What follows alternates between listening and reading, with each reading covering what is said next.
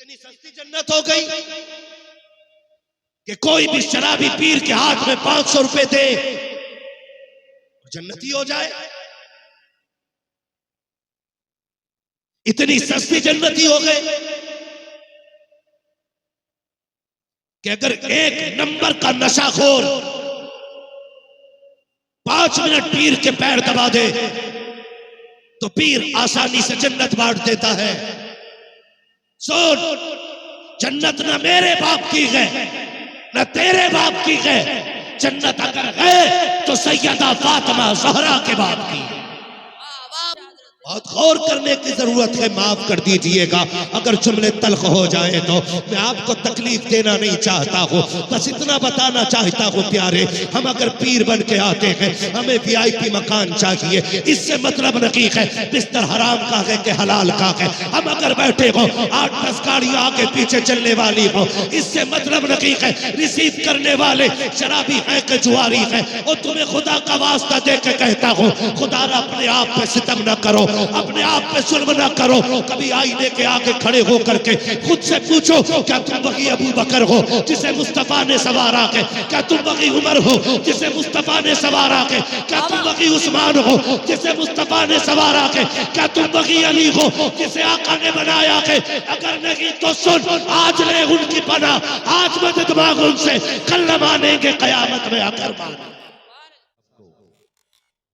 उनसे पहले हिंदुस्तान का वो खूबसूरत लबो लहजा जो खूबसूरत भी है और खूबसीरत भी है। शाही भाई कह रहे थे इस बात को कि सैफ भाई बहुत संजीदगी से पढ़ते हैं, इसमें मैं थोड़ा सा इजाफा कर दूं, संजीदगी से भी पढ़ते हैं और अदब के साथ भी पढ़ते हैं। और नात वही पढ़ने सुनने में मजा आता है कि जिसको हम बैठ के हिंदुस्तान में सुन रहे हो और दिल गुंबदे खजरा का तवाफ कर रहा है। और इसी को आशिकी कहते हैं। मेरे इमाम ने पहले कह दिया था और इश्क का उसूल सिखाया था कि जानो दिल होशो खिरत सब तो मदीना पहुंचे। सिर्फ एक ये मिसरा बता रहा है कि आशिक जिस्मानी तौर पे हिंदुस्तान में रहते हैं लेकिन दिल उनका मुस्तफा के मदीने में रहता है। जानो दिल होशो खिरत सब तो मदीना पहुंचे, तुम नहीं चलते रजा सारा तो सामान गया। तुम नहीं चलते रजा सारा तो सामान गया। भाई सैफ रजा कानपुरी ने जितना भी पढ़ा बहुत अच्छा पढ़ा। उनसे पहले आपने हुजूर सैयद साहब क़िबला से बड़ी दिल आवेज गुफ्तगू मुलाहिज़ा फरमाई, ऐसी गुफ्तगू जो समंदरों में आग लगा दे, ऐसी गुफ्तगू जो शबनम को शोला बना दे, वो गुफ्तगू आपने मुलाहिज़ा फरमाई। गालिबन महफिल की आखिरी कड़ी के तौर पे मैं हाजिर हुआ हूँ। आपको ये यकीन दिला दूं कि मैं आपको बहुत ज्यादा देर थकाऊंगा नहीं, लेकिन इतना अरीजा पेश कर लूं कि मेरी बातें कड़वी होती हैं, अगर तकलीफ हो जाए तो माफ कर जाइएगा। और ये कड़वी बातें सिर्फ इसलिए हैं कि बरगे हिना पे लिखता हूं मैं दर्द दिल की बात, शायद के रफ्ता रफ्ता लगे दिल रुबा के हाथ। मेरी तकरीर तबे यार को बेचैन करती है, सबब क्या है वही कहता हूं जो दिल पर गुजरती है। मैं कोशिश करूंगा कि जितनी देर बैठूं हुजूर की गुलामी का हक अदा कर सकूं। आप दिल आजारी न रखें, मैं भी हुजूर का नौकर हूं, आप भी हुजूर के नौकर हैं। मेरी ड्यूटी नबी नबी करना है और आपकी ड्यूटी नबी नबी सुनना है। मैं कुर्सी पे इसलिए बैठा हूं ताकि आपसे आसानी से बात कर सकूं, वरना इस मिंबर पे कितने बड़े बड़े लोग ऐसे होंगे कि वो चुप होंगे लेकिन फिर भी बड़े होंगे। ये अलग बात है, खामोश खड़े रहते हैं, फिर भी जो लोग बड़े हैं वो बड़े रहते हैं। ऐसे असलाफ से मिलता है हमारा शजरा, जिनके कदमों में कई ताज पड़े रहते हैं। मुझे एक बात बताऊं हजरत, मैं बंगाल क्यों नहीं आना चाहता। आज भी मालदा के इलाके में लगभग 3 या 4 साल के अरसे में आया हूं। अगर एक मर्तबा बीच में आया हूं तो मुझे याद नहीं। सिर्फ इस चीज की तकलीफ रहती है कि यहां पर जलसे नसीहत के लिए कम और लज्जत के लिए ज्यादा होते हैं।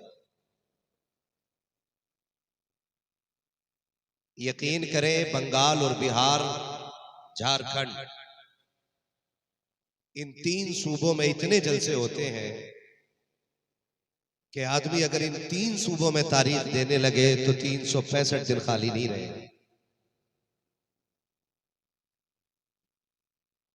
मैंने ये 3 सूबे इसीलिए छोड़ रखे कि यहां पर गुफ्तगू लोग नसीहत के लिए नहीं, लज्जत के लिए ज्यादा सुनते थे। और कई बार ऐसा भी हुआ कि लोगों ने तकरीर सुनने को पसंद भी नहीं किया। मगर मैं सलाम करता हूं अरकान कमेटी को कि आज मुझे लग रहा है कि 3 साल के बाद आया जरूर हूं, लेकिन सही जगह आ गया हूं। रात का 1 बज गया है, लेकिन मुझे ऐसा लग रहा है कि महफिल अभी अभी शुरू हो रही है। उम्मीद करता हूं कि मेरी गुफ्तगू को सिर्फ नसीहत के नजरिए से सुना जाएगा।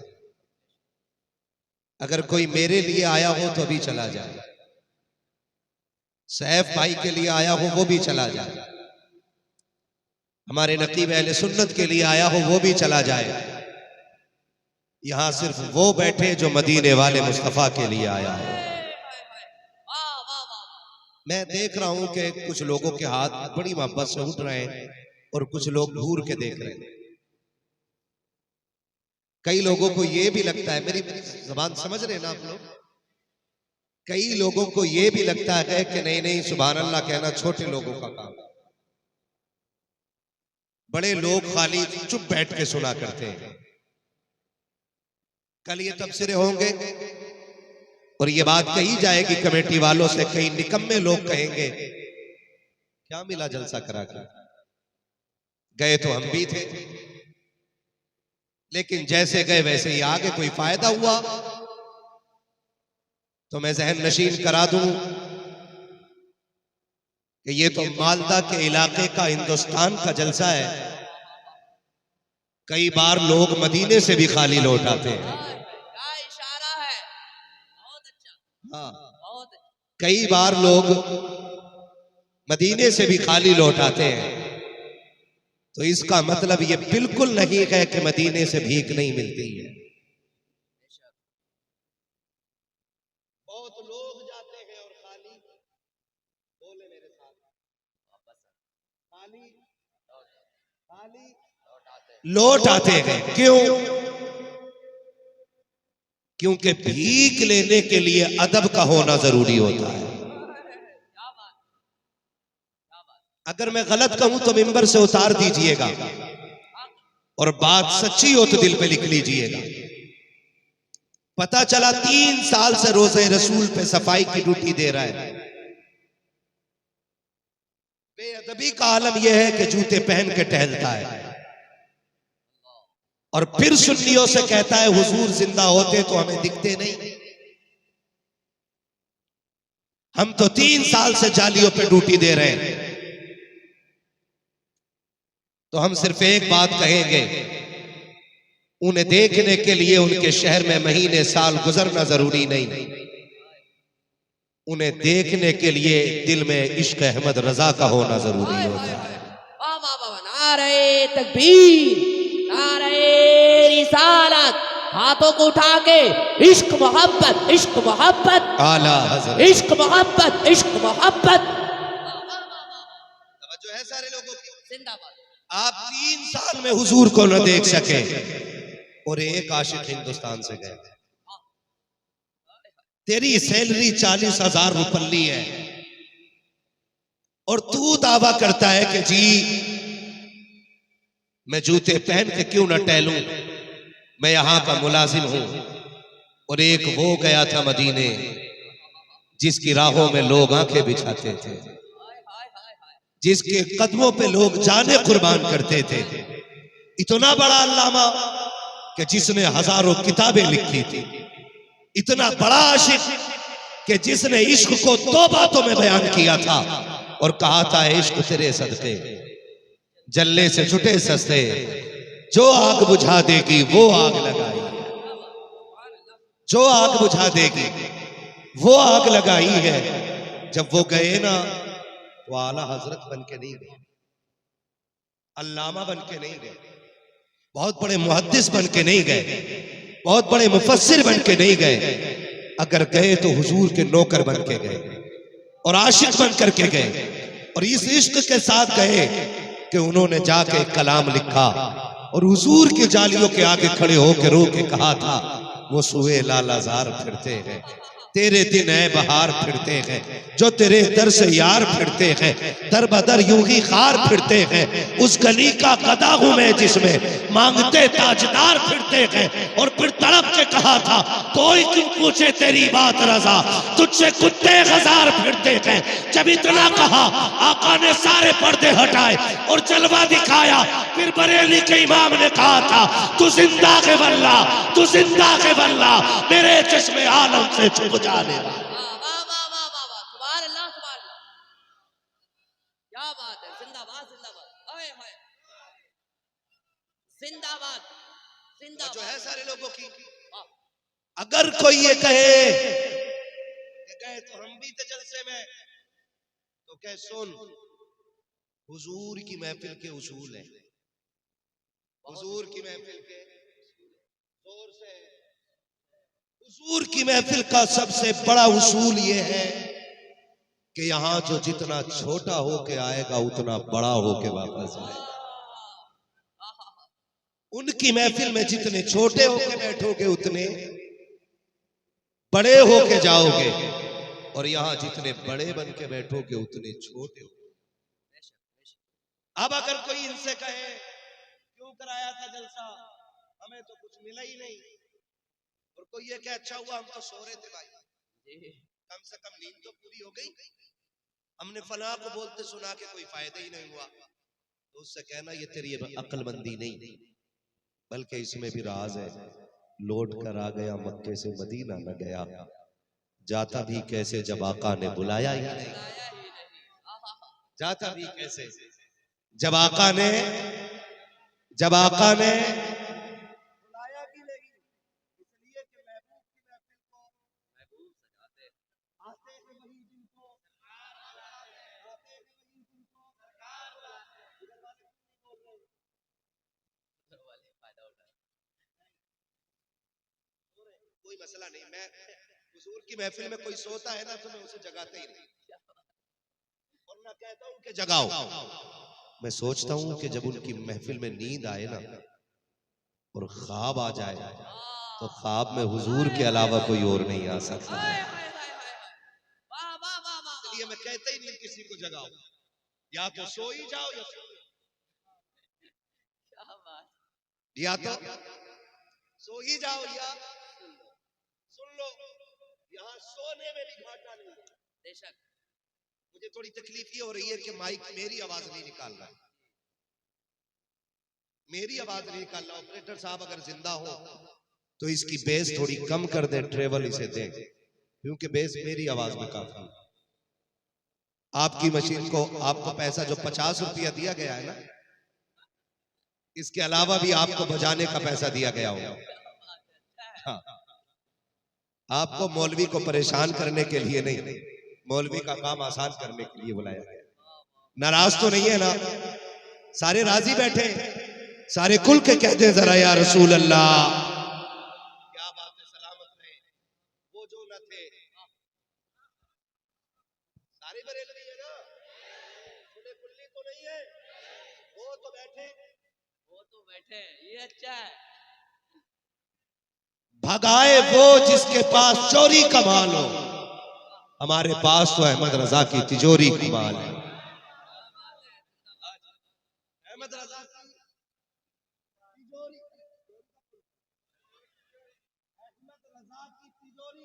का माल है। किसकी तिजोरी का? अहमद रजा की तिजोरी का। और हमें अपनी हक़ानियत पे इतना यकीन है कि बदअकीदा बैठे लेकिन तासुब का चश्मा हटाए, इंसाफ की ऐनक लगाए, आखिर तक बैठ के सुने। हमारा ईमान कहता है जब उठ के जाएगा उसे कहना पड़ेगा मैं मुजरिम हुआ का, मुझे साथ ले लो कि रास्ते में है जा बचा खाने वाला। जिंदाबाद।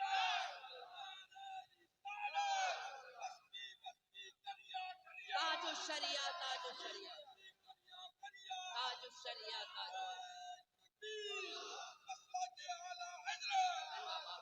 बहुत अच्छा। खैरियत है सारे लोग? आज सारे सुन्नी बैठे तो क्यों ना फिर सुन्नियों से ही बात कर लूं। मैं वहाबियों पे वहां बोलता हूं जहां वहाबी होते हैं। नहीं हमारे जलसे में तो नहीं है ना, तो हम तो इनसे बात करने आए, तो ये मैं उनका प्रचार क्यों करूं? क्या बात, सही है।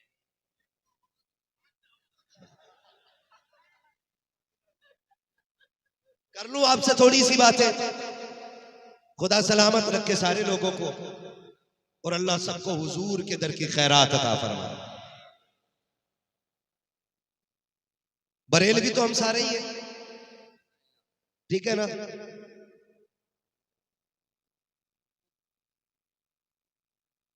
पीर भी सभी के होंगे लगभग।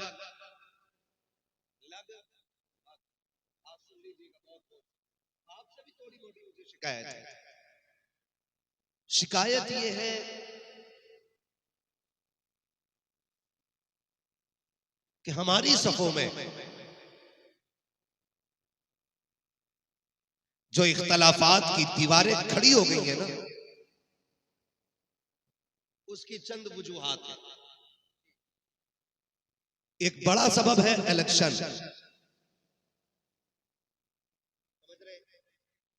एक बड़ा सबब है इलेक्शन, दूसरा सबब है जायदाद का बंटवारा, तीसरा सबब पाया जा रहा है आज पीरों का अलग अलग हो जाना। मैं ये जो बात कर रहा हूं ना अशरफी होने के नाते, न रज़वी होने के नाते, न बरकाती होने के नाते, न ओवैसी होने के नाते, न चिश्ती होने के नाते, ये बात कह रहा हूं मुहम्मदी होने के नाते से। बहुत गौर से मेरी बात सुनिए।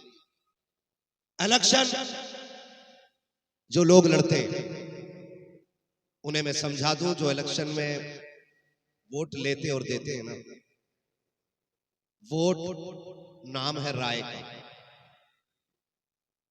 दो बंदे मेरे सामने हैं, मैं चाहूं तो इनको वोट देने की राय रखूं, चाहूं तो इनको देने की रखूं। इसमें कोई नफरत होनी नहीं चाहिए।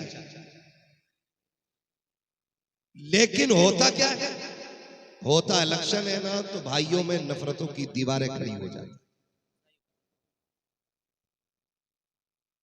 मैं मुखिया हजरात, प्रधान हजरात, मिंबर हजरात, विधायक हजरात या जितने भी पद के इलेक्शन होते हैं सबसे कहूंगा खुदारा, इलेक्शन लड़ो लेकिन भाई को भाई से जुदा मत करो।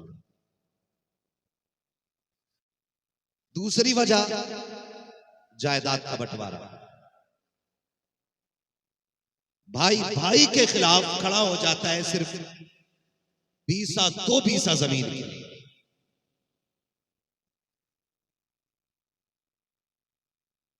आप अगर ये चाहते हो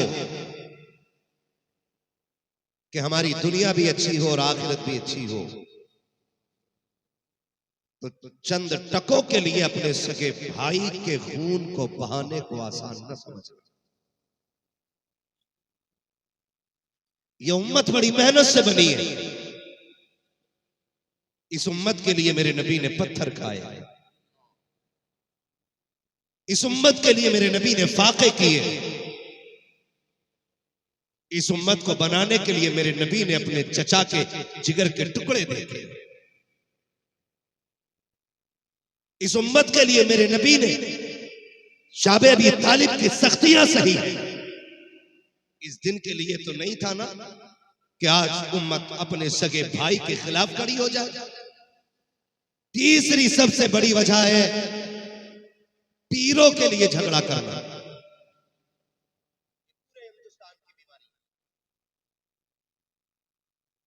सुने, हम रज़वी बाद में, अशरफी बाद में, हशमती बाद में, चिश्ती बाद में, बरकाती बाद में, उवैसी बाद में, ये सब कुछ बाद में है, मोहम्मदी सबसे पहले है। बुरी लग रही होगी ना ये बात। मैं हुजूर के मिंबर पे बैठ के इसका हक अदा करते हुए पूरी गारंटी से कहता हूं, अगर दिल में बुग़्ज़ है ना तो किसी का बाप भी शफाअत कराने के लिए तुम्हारे लिए खड़ा नहीं होगा। बात याद रखिए।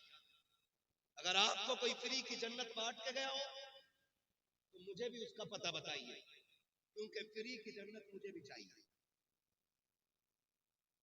जन्नत इतनी सस्ती नहीं है जितनी हमने समझ रखी है। जन्नत सस्ती होती तो बिलाल कोड़े न खाते। जन्नत सस्ती होती तो जुनैरा की आंखें ना निकाली जाती। जन्नत सस्ती होती तो सुमैया के टुकड़े ना होते। जन्नत सस्ती होती तो करबला में 72 शहीद ना होते। और आज जन्नत का मेयार क्या है? जिस पीर का हाथ चूम लो कोई कह देता 500 का नोट देख के जिसे जन्नती देखना है। सही बात है, हक बात। इतनी सस्ती जन्नत हो गई कि कोई भी शराबी पीर के हाथ में 500 रुपए दे जन्नती हो जाए। इतनी सस्ती जन्नती हो गए कि अगर एक नंबर का नशाखोर 5 मिनट पीर के पैर दबा दे तो पीर आसानी से जन्नत बांट देता है। सुन, जन्नत ना मेरे बाप की है न तेरे बाप की है। जन्नत अगर है तो सैयदा फातिमा ज़हरा के बाप की। वाह वाह वाह वाह वाह, नारे तकबीर, नारे रिसालत, पत्ती पत्ती फूल फूल। बहुत अच्छा हजरत। बहुत गौर करने की जरूरत है। माफ कर दीजिएगा अगर जुमले तल्ख हो जाए तो। मैं आपको तकलीफ देना नहीं चाहता हूँ, बस इतना बताना चाहता हूँ प्यारे, हम अगर पीर बन के आते हैं हमें VIP मकान चाहिए। इससे मतलब नहीं है बिस्तर हराम का है कि हलाल का है। हम अगर बैठे हो 8-10 गाड़ियां आगे पीछे चलने वाली हो, इससे मतलब नहीं है रिसीव करने वाले शराबी है कि जुआरी है। और तुम्हें खुदा का वास्ता दे के कहता हूँ, खुदा अपने आप पे सितम न करो, अपने आप पे जुल्म न करो। कभी आईने के आगे खड़े हो करके खुद से पूछो, क्या तुम वही अबू बकर हो जिसे मुस्तफा ने सवारा के? क्या तुम वही उमर हो जिसे मुस्तफा ने सवारा के? क्या तुम वही उस्मान हो जिसे मुस्तफा ने सवारा के? क्या तुम वही अली हो जिसे आका ने बनाया के? अगर नहीं तो सुन, आज ले उनकी पनाह, आज मदद मांग उनसे, कल न मानेंगे कयामत में आकर माने। माफ कर दीजिएगा, मैं आईना को दिखाऊंगा दाग चेहरे के, जिसे खराब लगे सामने से हट जाए। हाँ, जिसे खराब लगे सामने से हट जाए। कभी आईने के आगे खड़ा होकर पूछना खुद से, बता क्या ये वही चेहरा है जिसको हुजूर पसंद करते? मैंने जो ये दाढ़ी में कट निकाले हैं, क्या मेरे नबी को ये कट पसंद है?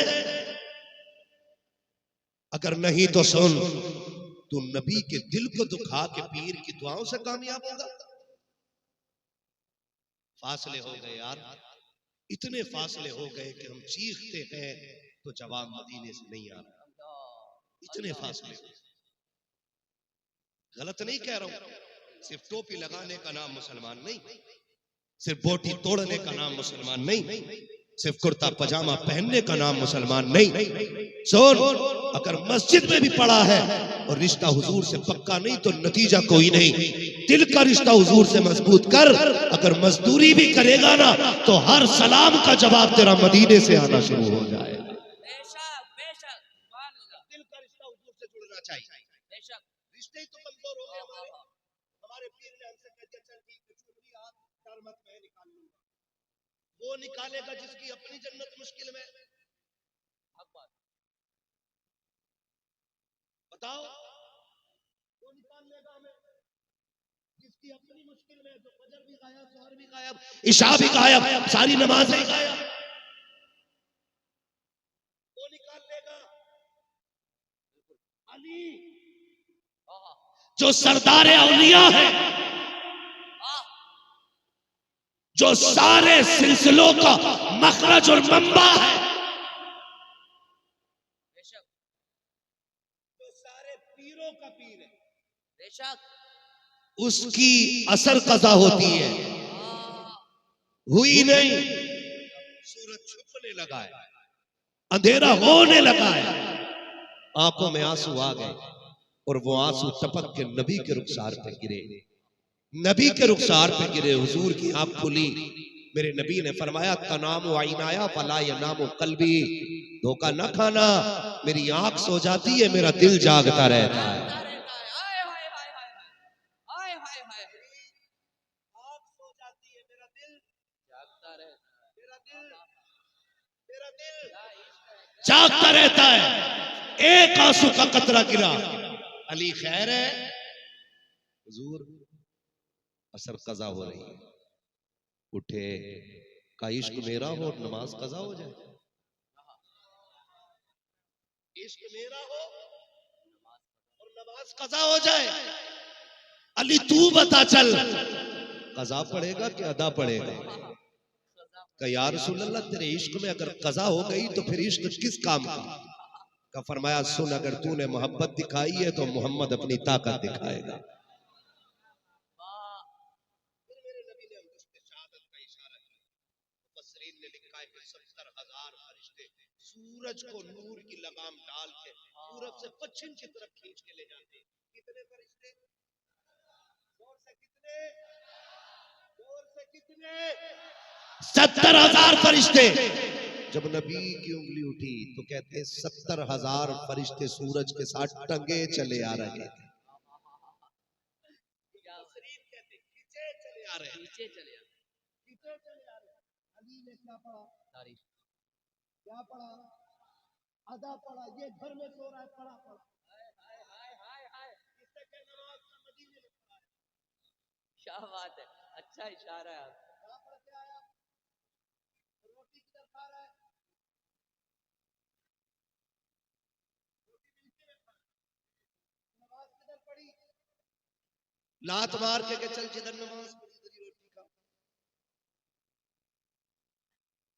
पूरी हो गई, फासले हो गए।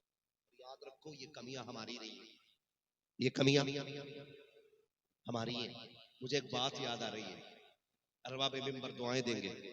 मैं बात अर्ज करने लगा हूं कि इश्क के अपने उसूल होते हैं। तारीख में एक बहुत बड़ा नाम है बाबा फरीद लंगे शक्कर रहमतुल्लाह। बोलो यार सुभान अल्लाह। फरीद उसको कहते हैं जिसका चेहरा देख के लोग कलमा पढ़ लिया करते थे। जिसका चेहरा देख के लोग कलमा पढ़ लेते थे। हजरत फरीद पे, बाबा फरीद पे मुकदमा हो गया, इन्हें जेल में डालो। कहा क्यों? कहा इनके चेहरे में वो जादू है कि इन्हें देख के लोग कलमा पढ़ लेते। मुकदमा हुआ, कोर्ट में बाबा फरीद हाजिर हो गए, है ना? तो जो मद्दे मुकाबिल था उसने कहा नकाब डाल के आना, कहीं जज तुम्हें देख के तुम्हारी तरफ फैसला न कर दे। जज भी गैर मुस्लिम, बाबा फरीद हाजिर हो गए। जज ने पूछा मुकदमा क्या है? ये जो कटघरे में खड़ा है ना, इसका चेहरा देख के लोग कलमा पढ़ लेते हैं। और याद रखिए पीर होता ही वो है जिसे देखो तो खुदा याद आए, जिससे मिलो तो मुस्तफा याद आ जाए। क्या बात, बेशक होता ही वो है वली और पीर, जिसे देखो तो खुदा याद है, मिलो तो मुस्तफा याद आ जाए। अल्लाह वालों के चेहरे को देख के खुदा याद आता है। बाबा फरीद को खड़ा किया, जज ने कहा जी कौन है फरीद का? ये जो कटघरे में खड़ा है। जज ने कहा ये कैसे हो सकता है, किसी का चेहरा देख के कोई धर्म छोड़ दे? मैं देखूं जरा चेहरे में ऐसा क्या है। पार्टी ने कहा ना जज साहब तुमने देखी, अगर देख लिया मतलब। जज ने कहा मैं पढ़ा लिखा आदमी हूं, आज तक किसी किताब में यह नहीं लिखा कि कोई किसी को देख के धर्म छोड़ दे। का फरीद जरा नकाब तो हटाओ। फरीद ने जब नकाब पलटा तो जज भी कहने लग गया ला इलाहा इल्लल्लाह।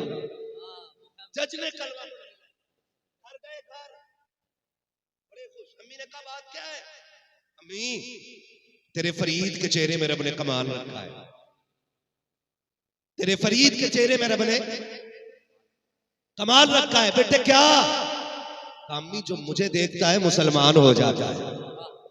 जब इतनी बात फरीद ने कही है, माँ ने मुस्कुराना शुरू कर दिया था। जब मुस्कुराई माँ, अब फरीद कह रहे हैं अम्मा कुछ कहा नहीं तुमने, मुस्कुराना क्यों शुरू कर दिया? कहती बेटे क्या कहूँ? कहा अम्मा बता तो सही, तेरे बेटे के कमाल पे तुझे खुशी नहीं हुई? कब जब माँ ने इतना सुना तब फरीद के कंधे पे हाथ रख के कहा था ओ मेरे लाल मेरे जिगर के टुकड़े, ये जो तुझे देख के लोग कलमा पढ़ रहे हैं ये तेरा कमाल नहीं बल्कि तेरी माँ का कमाल है। अम्मी कैसे? कहा जब मैं तुझे दूध पिलाती थी और ताज्जुद के सजदे करती थी तो मैं रब से कहती थी अल्लाह मेरे लाल को ऐसा बनाना जो इसे देखे तेरे दीन में दाखिल हो जाए। वाह वाह वाह वाह वाह वाह वाह वाह वाह सुभान अल्लाह सुभान अल्लाह सुभान अल्लाह सुभान अल्लाह। तो मेरी थी। जब इतनी बात कही ना तो फरीद रोने लग गए, कहने लगे फरीद तुझे क्या बताऊं? माँ ने कहा फरीद तुझे क्या बताऊं, जितने दिन मैंने तुझे दूध पिलाया है कभी बगैर वुजू नहीं पिलाया था।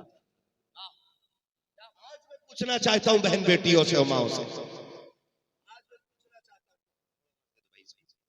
ये ना किया करो हम शुरू हो जाए करें तो तुम भी शुरू हो जाए करो। हाँ मैं पूछना चाहता हूं बेटियों से, आज बच्चा रोया क्या हुआ? ये मोबाइल है ना, सबके घरों में यही हो रहा है ना। अभी 6 महीने का बच्चा नहीं है, तुम इसके हाथ में दे दिए, अब वो उसे देख रहा है, इसकी आवाज किधर से निकल रही है, आवाज की धमकी हो तो बोल बज रहा है, फिर जब यही बेटा जवान होकर डीजे बजा रहा है, अरे मौलवी साहब की तकरीर से फायदा नहीं हो रहा, तूने लहू में जहर खोल दिया है। मौलवी की एक तो खुराक उसके लहू को कैसे बदल सकती है? आप बताइए। जिन बच्चों को बचपन में तुमने गाने सुनाने का आदी बना दिया, मौलवी उसे कुरान सुना ले। खुद बताओ आप, हो सकता है जवानी की दहलीज पे कदम रखा डीजे बजा रहा और आगे बड़ा जूता लेके खड़ा हो गया बाप के मुंह पे, कह रहे हो भाई जलसों का कोई फायदा नहीं। कल भी लल्ला ने मारा था, आज फिर मार दिया। तुम जल से अपना काम बराबर कर रहे हैं, हम घर में अपना काम बराबर नहीं। और मैं बाप से भी कहूंगा और बेटियों से भी कहूंगा, आज जो तुम्हें चुगली के लिए टाइम नहीं मिलता ना, बच्चे के हाथ में मोबाइल दिया, पड़ोसन के साथ बैठ के बतियाए जा रहे हैं, इन्हें फुर्सत ही नहीं। फिर कह रही बरकत नहीं हो रही, तो कह रहे लकीरें देखिए बाबा बड़ा कमाता हूँ, 6 साल से मुंबई में हूँ, घर आया कुछ भी नहीं बचा, ऐसे बैठा है, कह रहा वो हो ये कुल गई, सारा पैसा इधर से निकल गया, सारे 420। अगर लकीरें मेरी गरीबी का फैसला करें तो जिनके हाथ नहीं होते उन्हें तो मर जाना चाहिए। आप बताओ ना, आप कितना कमा रहे प्रदेश रह करके, आप वतन से बेवतन हुए, आपने औलाद छोड़ दी ताकि बच्चों की जरूरतें पूरी कर सको। आपने अपनी जान से ज्यादा अजीज वतन छोड़ दिया ताकि बच्चों के ख्वाब पूरे कर सको। आपने परिवार छोड़ा है ताकि खानदान की जरूरतें पूरी कर सको। आपने रिश्तेदार छोड़ दिए हैं ताकि जरूरतें पूरी कर सको। आप अंधाधुंध कमाते हो फिर भी घर में बरकतें नहीं है, तो इसमें नुकसान लकीरों का नहीं है। जाओ बेटियों से कह दो कि जब हम परदेश में रखा करें चुगली के संदूक को ताला लगाओ, कुरान खोल के बैठ जाया करो, मुसल्ला बिछा करके इबादत करना तेरा काम है, बरकतें दे देना ये खुदा का काम है। वाह वाह, नारे तकबीर, नारे रिसालत, इस्लाह मुआशरा वाली गुफ्तगू। बहुत अच्छा, जिंदाबाद बेटियों से भी गुजारिश है। जिंदाबाद। सबसे बड़ा नुकसान मोबाइल उसके हाथ में दे दिया, ठीक है, अपना उसे बचपन में माँ की गोद में सीधी सही बात। मिली। जिस खाली वक्त में बच्चे को माँ की गोद में होना चाहिए था ना, वो कहाँ है? बिस्तर पे पड़ा है। जब उसे माँ की लोरियां सुननी थी तब मोबाइल सुन रहा है। याद रखो, तैयारी कर लो, जब तुम्हें ये बेटा आज इतना बोझ लगा है ना कि तुमने इसे उठा के चारपाई पे डाल के तुमने पंचायतों में वक्त दे दिया। आज इसे तुम्हारी जरूरत थी, तुमने वक्त नहीं दिया, कल तुम्हें इसकी जरूरत होगी, ये तुम्हें वक्त नहीं देगा। ये बात याद रखना। अगर आज तुम बच्चों को गोद में नहीं रखोगी, कल तुम्हारी औलाद तुम्हें गोद में नहीं रखेगी। आज बच्चों को तुम गोद में रखो, कल औलाद तुम्हें गोद में रखेगी। और इस पे कंट्रोल करो आप, वरना सिर्फ आप एक जानदार मखलूक को पैदा कर रहे हो, इंसान और इंसानियत को पैदा नहीं कर रहे हो। ये याद रखिएगा मेरी बात। माँ का दूध और माँ की लोरी ये पूरी जिंदगी के फैसले। दूध जानवर का, लोरिया मोबाइल की। तो सलाहुद्दीन अय्यूबी किधर से आने? मोहम्मद बिन कासिम कहां से आएंगे? जमीन फाड़ के या आसमान का सीना चीर के? नहीं, इन्हीं घरों से सलाहुद्दीन को आना था, इन्हीं गोदों से सलाहुद्दीन को आना था। लेकिन कब? जब माए फातिमा जहरा जैसी हो, बाप मौला अली जैसे हो, तब आएंगे ना। आज तो बेड़ा ही गर्क है। बाबा फरीद की अम्मी ने कहा था, फरीद मैंने कभी बेवजू तुझे दूध नहीं पिलाया, उसी दूध का कमाल है जो तुझे देखता है वो तेरा हो जाता। अब आगे बढ़े, जो मैं बताना चाहता हूं, बाबा फरीद के एक मुरीद थे जो पंजाब में रहते थे, और मुरीद थे देहाती। देहाती समझते हैं? गांव के मजदूर आदमी। याद रखिएगा, पीर तो किसी से भी इश्क हो सकता है और पीर से भी किसी को इश्क हो सकता है।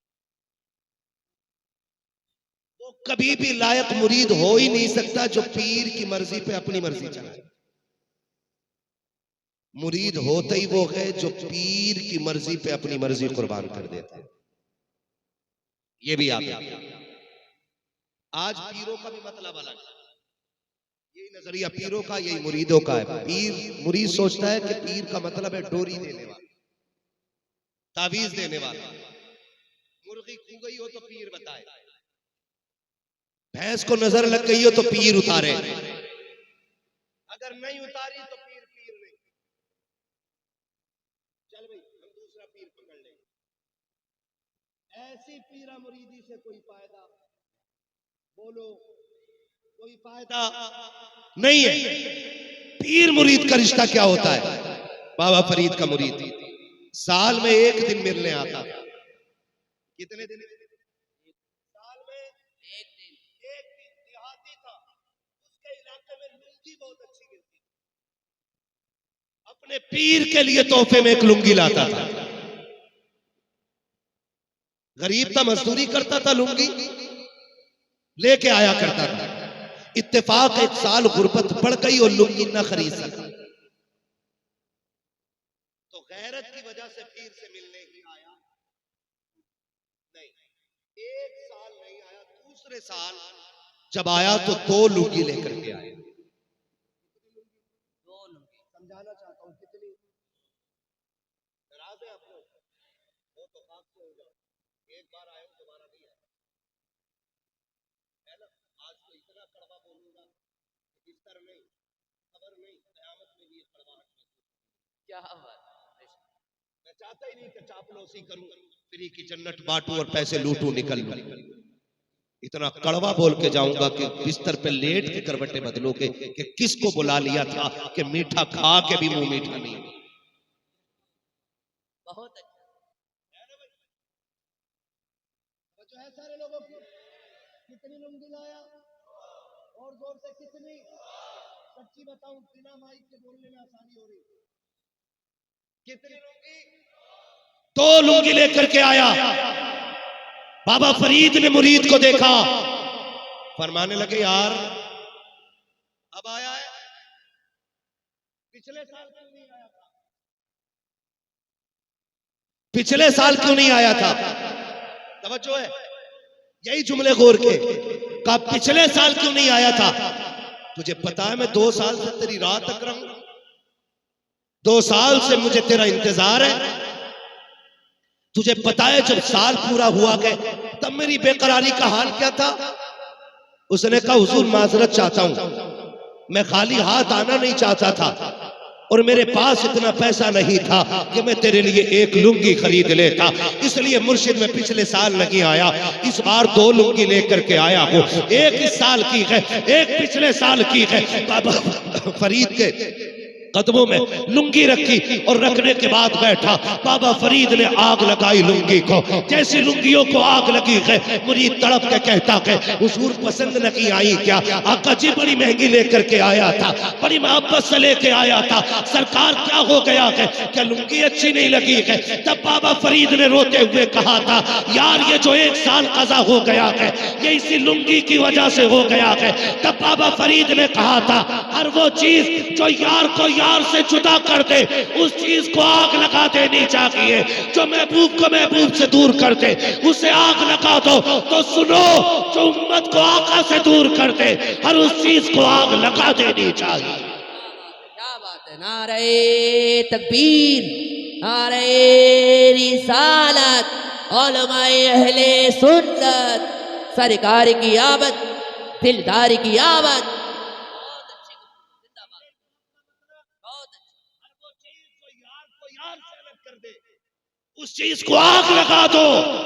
अब वो अगर उम्मत को आका से अलग करने वाला पीर ही क्यों ना हो उसे भी आग लगाओ और कहो कि मोहम्मद से वफा तूने तो गम तेरे गए, ये जगह चीज है क्या लो हो कलम तेरे।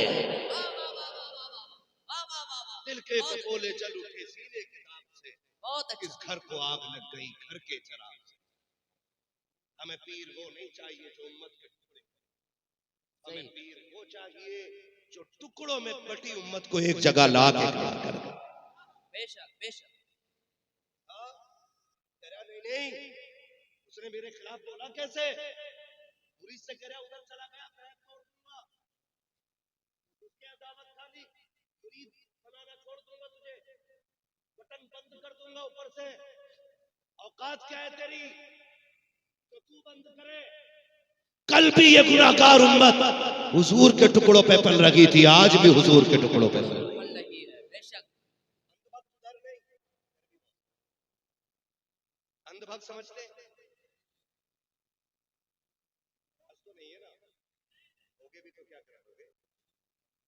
अंधभक्त उधर नहीं इधर भी है।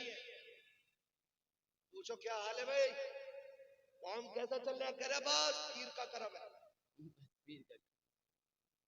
फसल कैसी हुई? पीर का करम है। चावल कैसा हो रहे हैं?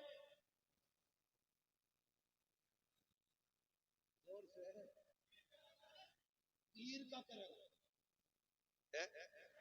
और फसल मारी गई तो पीर का सितम कहा कभी? सैलाब में घर बह गया है तो कहा कभी पीर का सितम? ओ अल्लाह ने बेमौसम बारिश कर दी। अगर अगर अजाब आता तो कह रहा बेमौसम बारिश हो गई और फसल अच्छी हो जाए तो पीर का करम। ये डंडी नहीं मार रहे हम लोग, बोलो ये कर रहे हैं कि नहीं सितम हम? और पीर भी कह रहा मेरे नाम की तस्वीर पढ़े जा, बाकी तो मैं देख ही लूंगा। इतना दर्द चलेगा कब्र में गिरा के ना, पीर साहब को बचाने वाला। सही बात।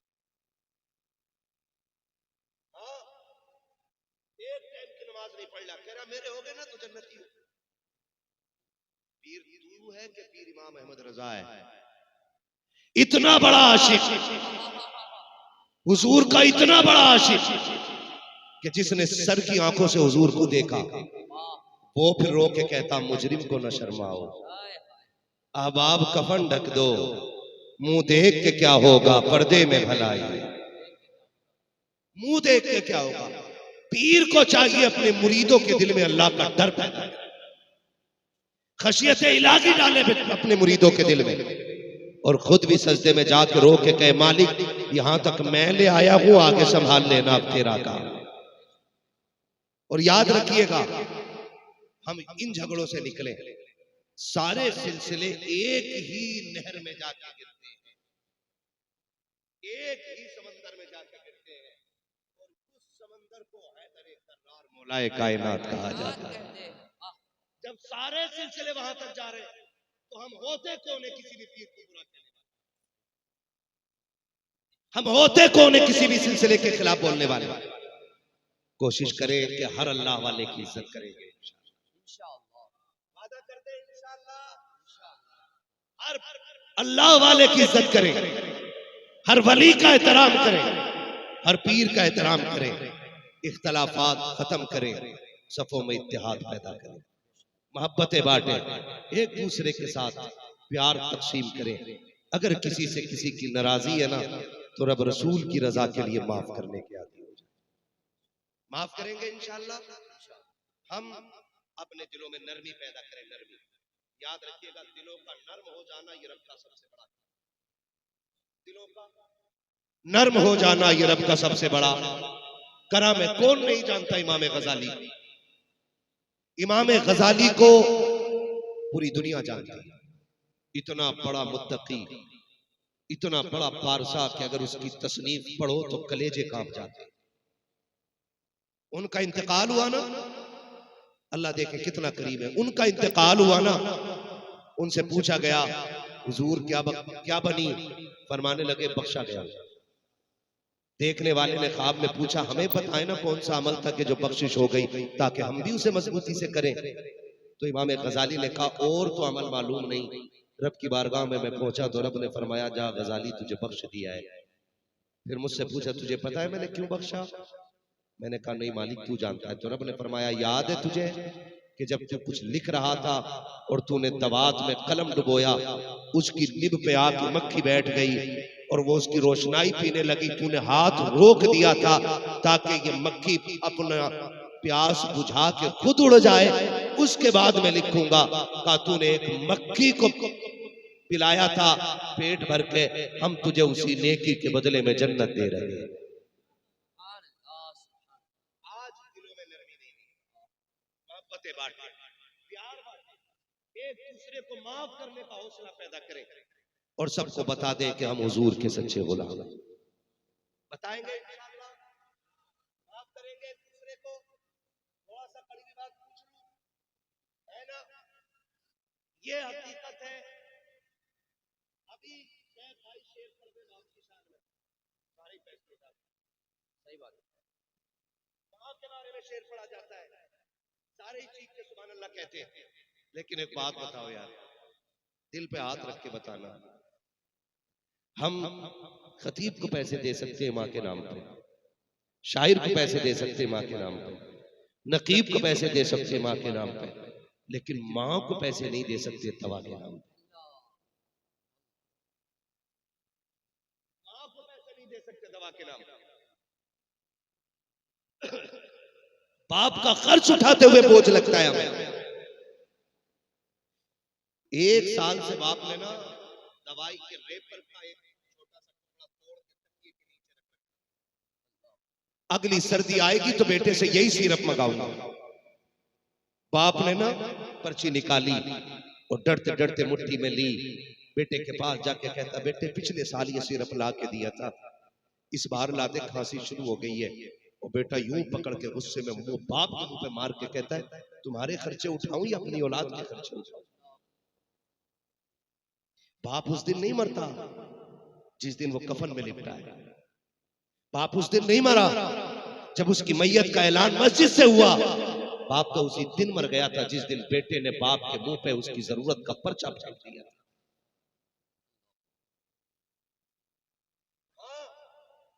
बाप उसी दिन मर गया था जिस दिन बेटे ने कहा था तुम्हारा खर्चा उठाऊं या औलाद का। सुनो और कान खोल के सुन, अमीर वो नहीं होते जो माँ बाप से छुपा के खाते हैं, अमीर वो होते हैं जो माँ बाप को खिला के खाया करते हैं। अमीर वो होते हैं जो माँ बाप को खिला के खाया करते हैं। और कितने नादान तो ये कह देते हैं मेरे अब्बा ने मेरे लिए किया ही क्या। गलत नहीं कह रहा हूं, हम लोगों के पास फोन आते, दुआ करियो जी अब्बा 6 महीने से बेड पे पड़ा है, अब बहुत हालत खराब है, उनकी मट्टी प्यारी हो जाए अल्लाह को। ये जुमले बेटे बोलते हैं हमसे, पैर कांप जाते पैर। तुम्हें क्या लगता है ये जो रिस्क मिलता है तुम्हारी मेहनत से मिलता है? ये जो नोट कमाते हो ये तुम मेहनत या हुनर से कमाते हो? नहीं, फरमाया गया ये जो रिस्क मिलता है तुम्हारे घर के ज़ईफों की दुआओं के सदके में मिला करता है।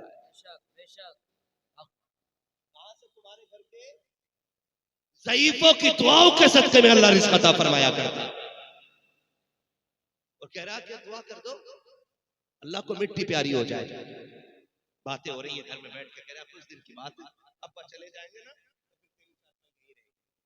हिसाब लगा, अब्बा चले जाएंगे ना तो मेरी हो जाएगी, अब्बा चले जाएंगे तो घर बड़ा हो जाएगा, अब्बा चले जाएंगे तो बिस्तर मिल जाएगा। तुझे खुदा का वास्ता दे के कहता हूँ, बाप अगर बिस्तर पे भी पड़ा है तो उसकी लंबी उम्र की भीख मांगा कर झोली फैला फैला के, इसलिए कि वो बिस्तर पे पड़ा बाप बोझ नहीं है बल्कि रहमतों के नुज़ूल का सबब हुआ करता है। तू नहीं जानता है ये बिस्तर पे पड़ा बाप कितना कामयाब है तेरे लिए, कितना कीमती है तेरे लिए। जब तू कोई पाप करके आता है तेरे गुनाह रिस्क को तंग करते हैं लेकिन बाप की सांसें रोक देती है। तू जब तबाही करके आता है अल्लाह का अज़ाब तुझे घेरता है, बिस्तर पे पड़े बाप की आंखें तुझे मुसीबत से बचा देती है। तुझे क्या लगता है ये बिस्तर पे लेटा बाप जिस दिन बिस्तर से उठ जाएगा तेरे लिए राहत के दरवाजे खुल जाएंगे? नहीं, खुदा की कसम खा के कहता हूँ, याद रख जिस दिन ये बाप चला गया और बिस्तर खाली हो गया, आना तू घर के अंदर, तुझे महल तो दिखाई देगा लेकिन रौनक नहीं मिलेगी, तुझे हवेली तो दिखाई देगी बरकत नहीं मिलेगी, इसलिए कि महलों की बरकतें ईंटों से और रंगो रोगन से नहीं बल्कि घर की बरकतें माँ बाप के कदम से हुआ करती। सुभान अल्लाह, नारे तकबीर, नारे रिसालत, अज़मत वालिदैन, अज़मत वालिदैन। ये कभी मत कहना अब्बा मेरे लिए किया क्या है, किया क्या? सुन, तू पैदा हुआ कितने दिन हुए थे? 8 दिन। तेरी सांस अटक गई, डॉक्टर ने कहा कि इसके दिल में सुराख है। क्या कहा? जोर से, दिल में सुराख है। सारे ही बेटे ऐसे नहीं होते, कुछ बेटे अपने बाप के लिए जान भी दे देते हैं और वही बेटे लायक होते हैं जो अपने बाप को अपनी जान से ज्यादा प्यार करते हैं। याद रखिएगा मेरी बेटी, दिल में सुराख। डॉक्टर ने कहा भाई ये बचने वाला नहीं। क्या पड़ोसी से पूछ, तू आज 6 फीट का हो गया, आज तेरे मुंह में जबान लग गई है, आज तू बात करता तो अब्बा से कहता चुप रहो, तुम क्या जानते हो? सुन, ये तेरे दर्द को तब जानते थे जब तू अपने दर्द को बयान नहीं। आज कह रहा इनसे चुप रहो, होते कौन बोलने वाले?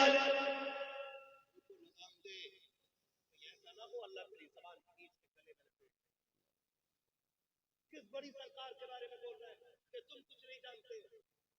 सुन, तेरे दिल में सुराख, डॉक्टर ने कहा नहीं बचने वाला, किसी ने कहा फला पीर पे ले जाओ, उस पीर के पास गए। किसी ने कहा फला मजार पे ले जाओ, उस मजार के पास गए। किसी ने कहा फला दरगाह पे चले जाओ।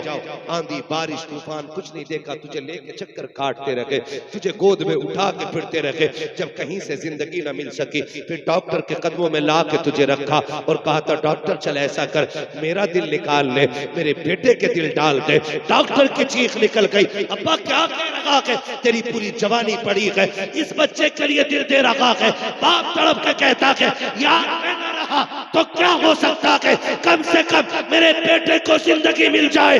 मैं देख चुका हूं जो मैंने नहीं देखा है, वो मेरा बेटा देख के दिखा। क्या बात।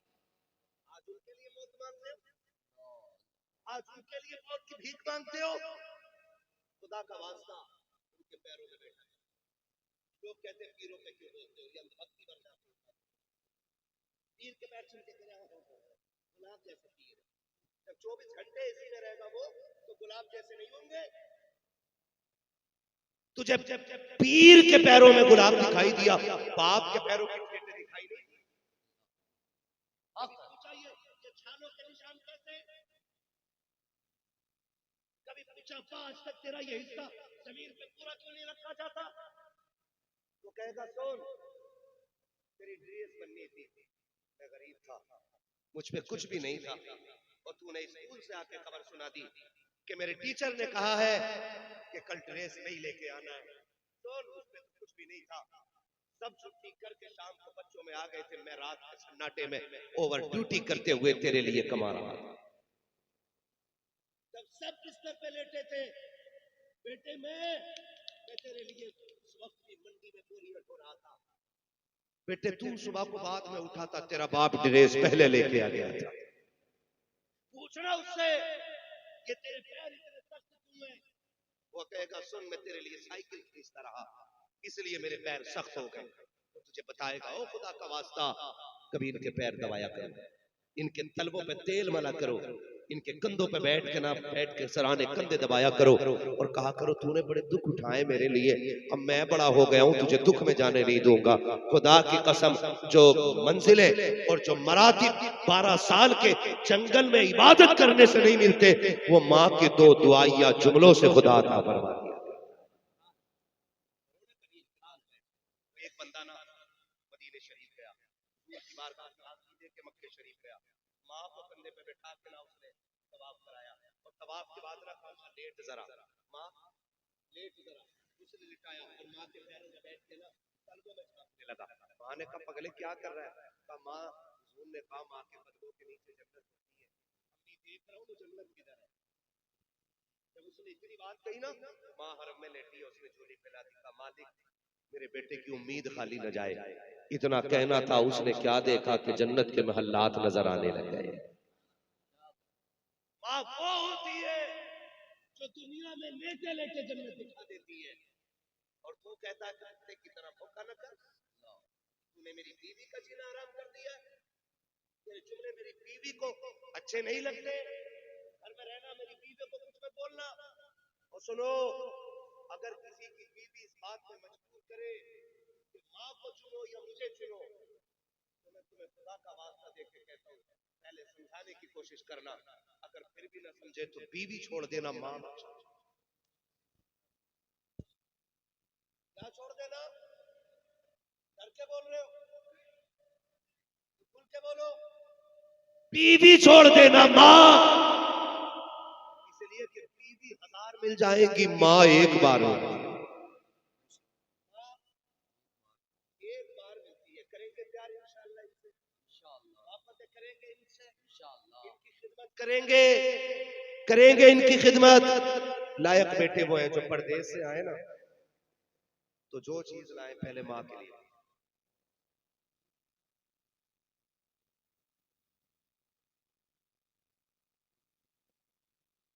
मैं असल में भाई देखो, मैं इतनी करीब से बोल रहा हूँ तब माइक नहीं पकड़ रहा है, अगले बार किसी और का साउंड लगवा लेना। आवाज नहीं है।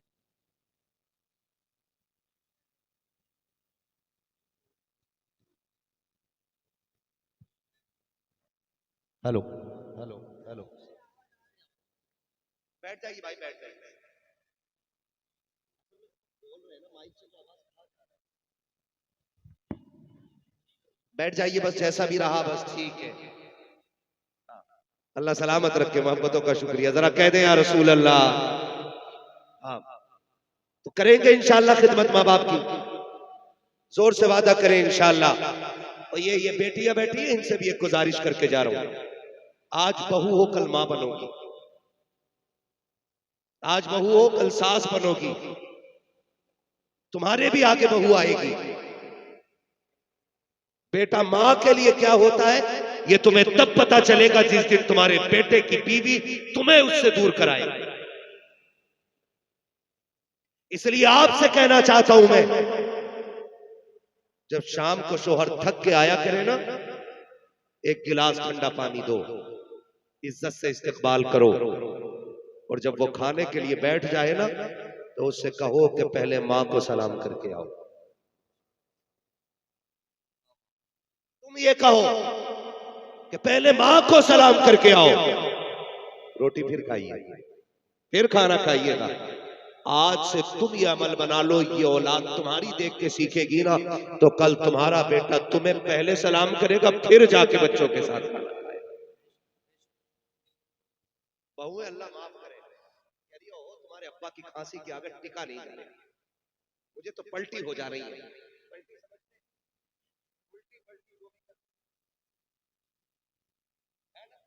उल्टी हो रही है, उल्टी। इतनी बुरी खांसी है तुम्हारी माँ की, तुम्हारा बाप खांसता रहता है, खाना नहीं खाया जा रहा है। अल्लामा रूमी ने एक वाक़या तहरीर फरमाया कि एक खातून ने अपने शोहर से कहा, सुनो तुम्हारे बाप की खांसी बर्दाश्त नहीं होती है, इस बुड्ढे को किनारे कर दो ना। उसने कहा अच्छा मैडम तुम्हारे लिए तो जान दे देंगे। अब्बा को लिया, हाथ पकड़ा, जंगल में छोड़ाया, एक पुराना कंबल ओढ़ने के लिए दिया, कहने लगा अब्बा ये अपनी जायदाद है, यही वक्त गुजारना है। अल्लामा रूमी ने लिखा है कि साथ में पोता भी था। जब बाप चादर डाल के ना अपने बाप के ऊपर चला, बच्चा थोड़ी देर तो उंगली पकड़ के चला, फिर वापस दौड़ा।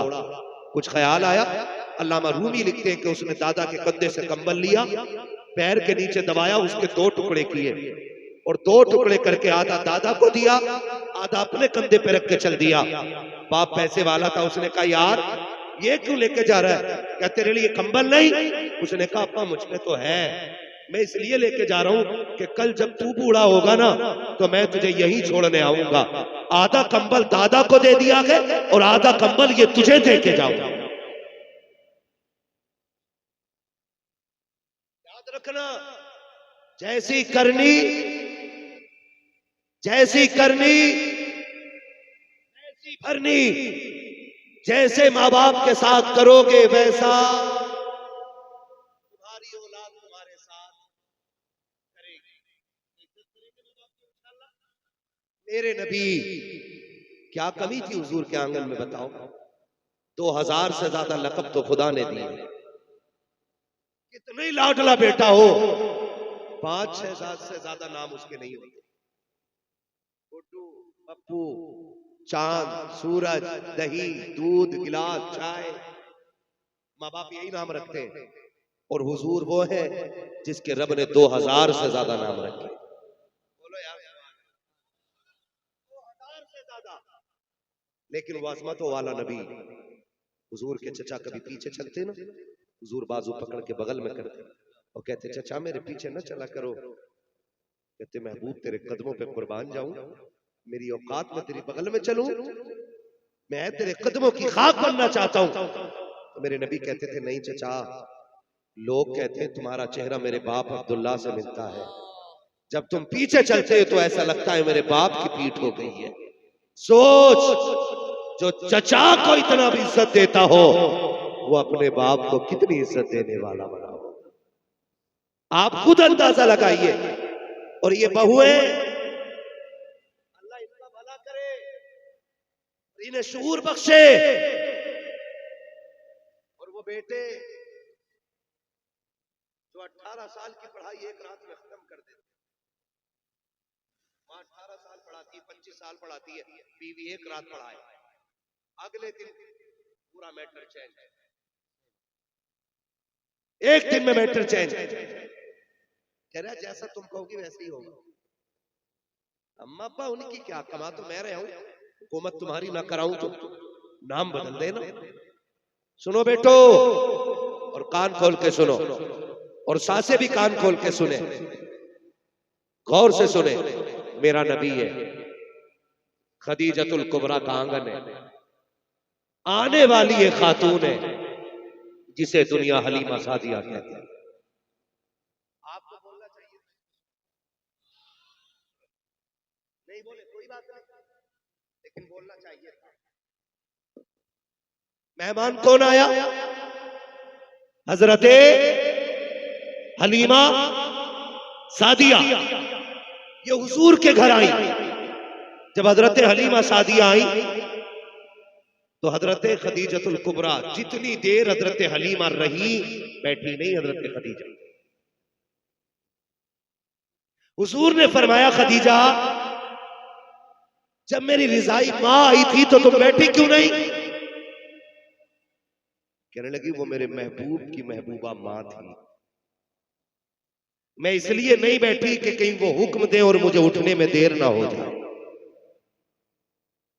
जिसे आप दिलो जान से चाहते हो खदीजा, उसके हुक्म पे खड़ी ना हो, ये तो हो ही नहीं सकता।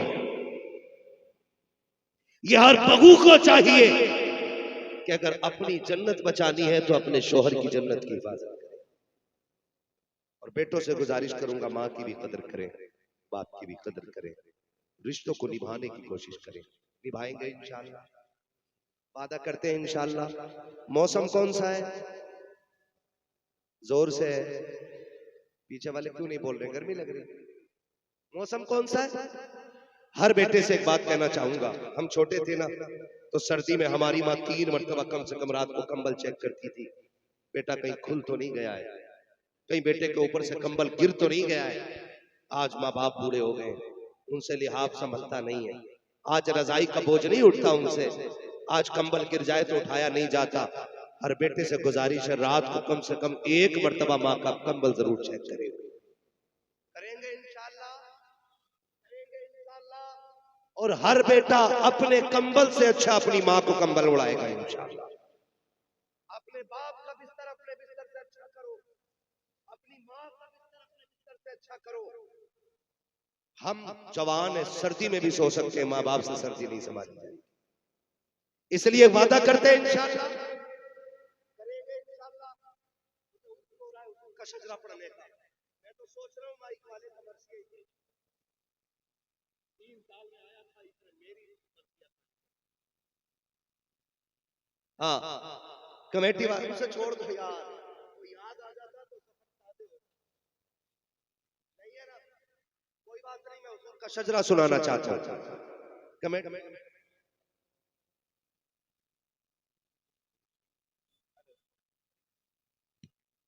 हेलो, ये कुछ ठीक लग रहा है, शजरा सुना दो इसमें, है ना?